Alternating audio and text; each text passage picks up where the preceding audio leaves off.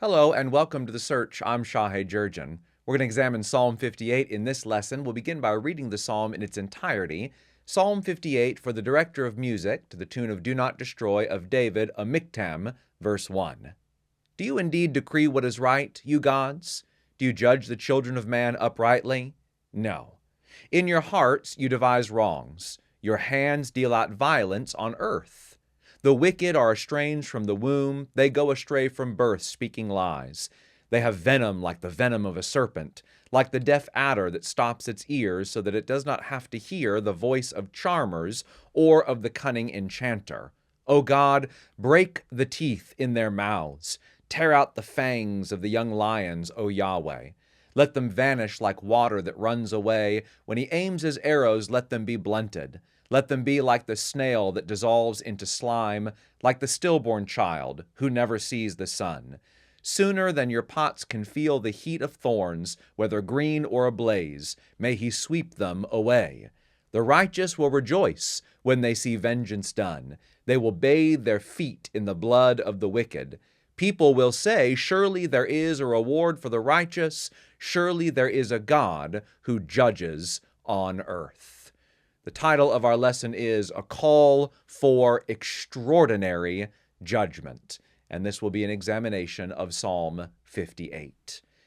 We know that the world is a place that's filled with injustice. David's lament prayers found in book 2 of the Psalter were largely written during that time period when he was fleeing from the wrath of King Saul. David, of course, had done nothing wrong. He was not a traitor. Even though the prophet Samuel had anointed him to be Israel's next king, David never hinted that he was anything but entirely loyal to Saul. How, though, was David repaid for his loyalty? With treachery, violence, and grievous acts of injustice. As David fled, moving from town to town and cave to cave, he had ample opportunity to ponder life and the injustices so common in the world.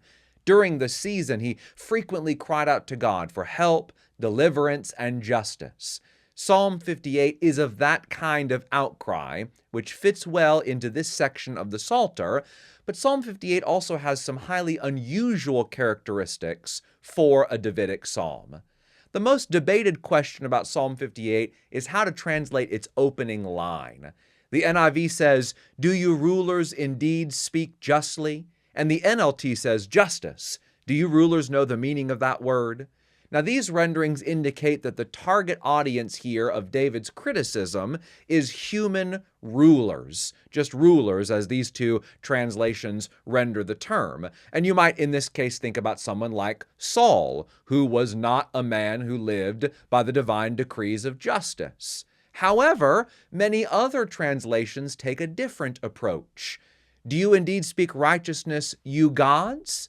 That's how the NASB and its successors render the expression. Do you indeed decree what is right, you gods? That's the ESV and the NRSV. So rather than human rulers, these versions depict the gods as the aim of David's ire. And that's because we have a debated Hebrew word here, the Hebrew word elem. It only occurs here and one other time in the superscript of Psalm 56, where it also has an uncertain meaning. It's possible that this is a scribal error and a misspelling of the Hebrew word Elohim, which of course is often rendered as the English word gods or God, depending on the context. And that would make it more certain who Psalm 58 is about. However, in addition to the uncertainty of the word, we also then need to look at the content of Psalm 58. And I think if we look at the content of Psalm 58, we can see that indeed the gods are much more likely to be being criticized because of what we find in this psalm. Now, in the first two verses, the Elem are being interrogated and denounced as those who are unjust, those who cause violence on the earth. However, notice that in verse 3, we have a shift in focus away from the Elem, whoever they are, we'll table that for now, to a group that's simply called the wicked. And the wicked are condemned for the rest of the psalm. As David ponders the acts of wicked men, he is probably also thinking about the true powers in the world that prompt the wicked to commit their evil acts. And as a side note, it's important for us to remember that while the Israelites believed that Yahweh was the creator and true power over the cosmos, they did not deny the existence of other spiritual beings. And so we have a similar psalm here in Psalm 82. We'll read the first 4 verses. God has taken his place in the divine council. In the midst of the gods, he holds judgment. How long will you judge unjustly and show partiality to the wicked? Give justice to the weak and the orphan. Maintain the right of the lowly and the destitute. Rescue the weak and the needy. Deliver them from the hand of the wicked. Now notice that in Psalm 82, we also have this distinction between the gods and the wicked. Like a king holding court among his advisors and generals, God is depicted as one who is enthroned among a divine council. These beings among whom God holds forth are called gods. Comes from the Hebrew word Elohim. In Psalm 82, the gods are being condemned for failing to lead humanity towards justice. And that's because the gods have favored the wicked and oppressed the needy. So in this sense, one could think about these gods as those evil beings which are often worshipped by idolaters, the false gods. Sometimes these gods are even referred to as demons. Like when Moses said in Deuteronomy 34, verses 16 and 17, "Our fathers made God jealous with strange gods. With abhorrent things they provoked him. They sacrificed to demons, not God, to deities they had never known, to new ones recently arrived, whom your ancestors had not feared." The book of Job also gives us some insight into this divine court concept. Job 1 verse 6 says, "Now there was a day when the sons of God came to present themselves before Yahweh, and Satan, the accuser, also came among them." And so here we have Yahweh. He's holding court among his divine council, the heavenly beings, and Satan appears. And he comes on this occasion to make an accusation against Job. So this divine council perspective is really the backdrop of Psalm 58. Psalm 58 then seems to be focused on how evil is done on the earth. Evil beings with unjust gods, or evil begins rather with unjust gods or demons who are corrupt and they bring violence to the earth. But their evil is manifest often largely through the work of the wicked humans, those who are cruel, those whose minds have been warped and twisted by these demonic powers to doing violence and to oppressing the needy. David's desire then in Psalm 58 is for God to do something about all this, to come down and through an act of extraordinary judgment, bring these powers to bear, bring them to heel and eliminate them. Now, the structure of Psalm 58 is pretty straightforward. It's kind of 4 sections. There's the interrogation of the gods in verses 1 and 2, the description of the wicked, their human partners in verses 3 through 5. There's the call for judgment in verses 6 through 9. And then at the end, a promise of divine justice. All right, with all this information in mind, let's dive into the text. Psalm 58, for the director of music, to the tune of Do Not Destroy of David a Miktam, verses 1 and 2. Do you indeed decree what is right, you gods? Do you judge the children of man uprightly? No. In your hearts you devise wrongs. Your hands deal out violence on earth. Now again, this sounds a lot like Psalm 82, where we're going to open with a sort of a salvo that it's aimed at the gods who were tasked with leading humanity uprightly, but they have abandoned that task. And instead, they've devised evil and they have dispensed violence. verses 3 through 5. The wicked are estranged from the womb. They go astray from birth, speaking lies. They have venom like the venom of a serpent, like the deaf adder that stops its ears so that it does not hear the voice of charmers or of the cunning enchanter. The wicked here are those who are being influenced and led by the gods mentioned in verse 1.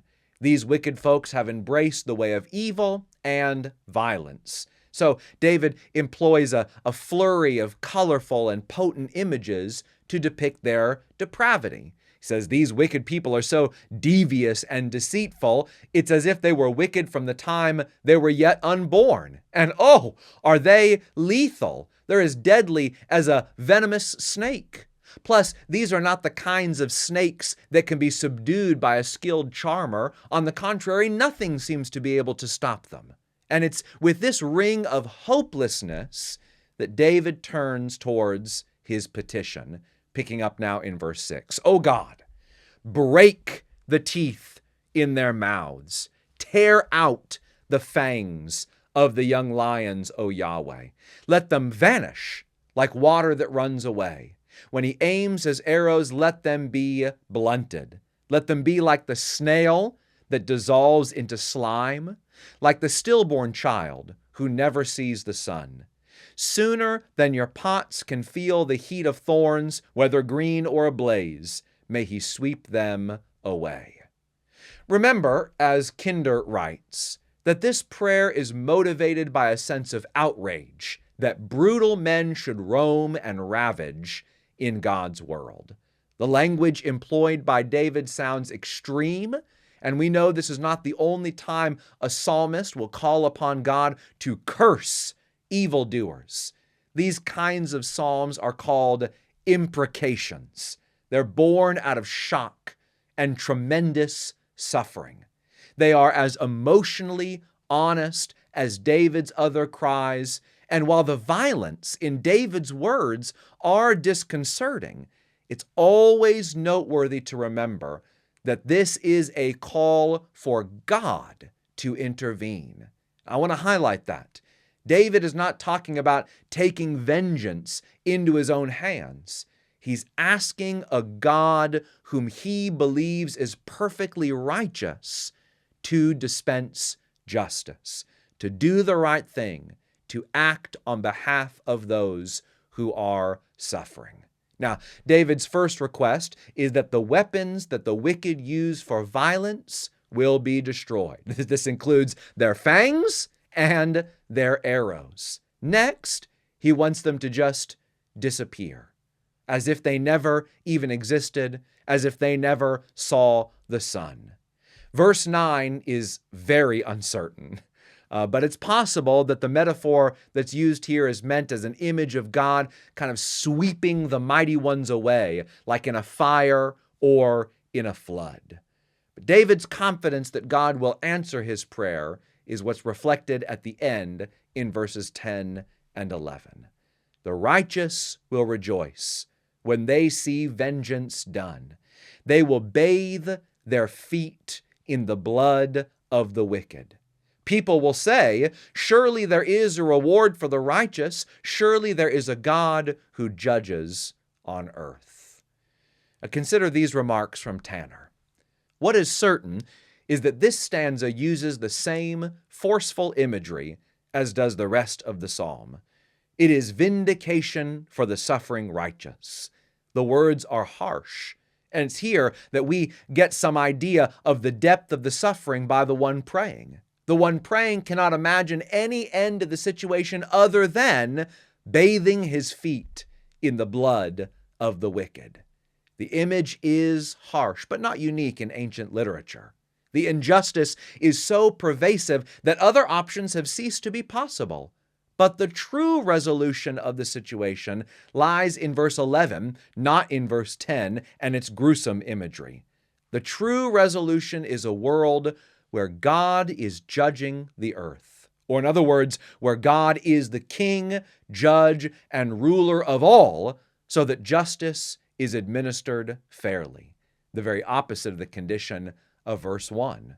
Remember, back in verse 1, David asks whether the gods were judging righteously, and he answers his own question with a resounding no. Rather, in their hearts they devise wrongs, and their hands deal out violence on the earth. Violence on the earth is the work of false gods and wicked men. David's prayer is not for more violence, but for justice, so that people can say, as the psalm concludes, surely there is a God who judges on earth.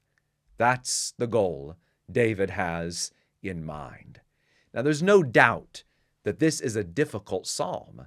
How to render the first verse is difficult and debated. How to process David's graphic imagery, that's something we struggle with. How to understand how a person can pray like this, a desire to bathe in the blood of others, especially for people who have not experienced the kind of wicked violence David had experienced. This is tough.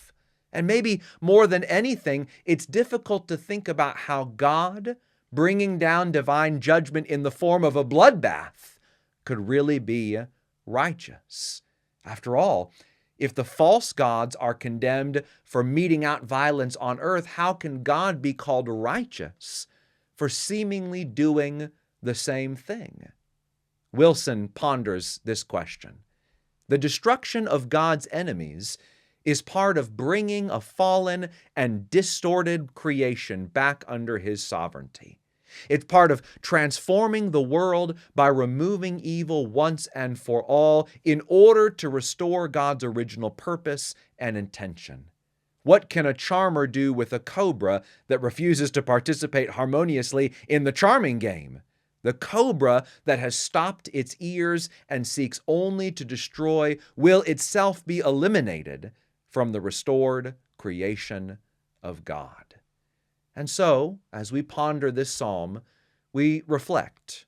We reflect on the reality that Christians can and should pray for God's sovereign rule and justice to come mightily upon the earth. Christians can and should pray that the wicked who cause great human suffering will be stopped by the intervening power of God. Christians can and should pray that we will do everything in our power to reject violence, to leave vengeance in the hands of Yahweh, and to build a community based on the just principles of God. These kinds of psalms surely make us uncomfortable, and these kinds of prayers surely make us feel not at ease. But we can be at ease when we think about justice coming from the hands of God. We can be reassured that God's righteous judgment will prevail, that the God who judges the earth will always do right. That's what Abraham said, and we can say the same. Come back with us next time as we continue our study through the Psalter. God bless, and I'll see you then.